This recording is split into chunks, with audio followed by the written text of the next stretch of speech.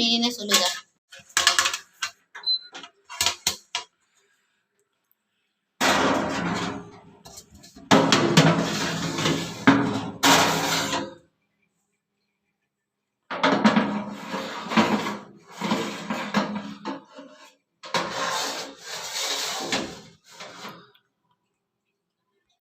இன்னைக்கு வந்து கோதுமை பிரெட்டை தான் நாங்கள் வந்து அவனில் வச்சு ரோஸ்ட் பண்ண போகிறோம். அதுக்கு வந்து நாங்கள் டைம்லாம் இனிமேல் தான் செட் பண்ணணும். ஃப்ரெண்ட்ஸ், இன்னைக்கு வந்து பிரெட்டு வந்து கோதுமை பிரெட்டு தான் அவனில் ரோஸ்ட் பண்ணலான்னு இருக்கோம். எவ்வளோ டைம் செட் பண்ணுறதுன்னு வாங்க காட்டுறேன். டைமை குறைக்கும் 30 நிமிஷம் வச்சுருக்கோம். Time 150 degree.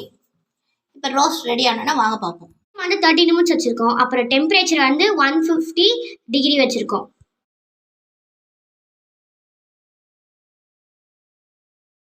வச்சு நம்ம இப்போ வெளியில் எடுப்போம் வாங்க. நான் அவனில் ரோஸ்ட் பண்ணிட்டேன், அதனால இப்போ உடனே பால் ஆட் பண்ண போகிறேன். பாருங்கள், பால் காய்ச்சி வச்சுருக்கேன். ஈவினிங் ஸ்நாக்ஸ் வந்து நான் அவனில் ரோஸ்ட் பண்ணிட்டேன். இப்போ நான் வெறும் பால் மட்டும் ஆட் பண்ணிட்டு பாருங்க. பால் மேலே சீஸு, ஏலக்காய் போட்ட சுகர். குழந்தைங்களுக்கு ஈவினிங் ஸ்நாக்ஸ் ஹெல்த்தியாக பாருங்க. சுகர் பவுடர் ஆட் பண்ணுற பாருங்க. மிக்ஸி ஜாரில் இது பண்ணிக்கிட்டேன். கோதுமை பண்ணு தான் இன்றைக்கி. மேலே கொஞ்சம் அப்படியே சீஸ், கொஞ்சமாக பட்டர் போட்டுக்கிறேன். குழந்தைங்களுக்கு ரொம்ப ஹெல்த்தியான ஸ்நாக்ஸ்.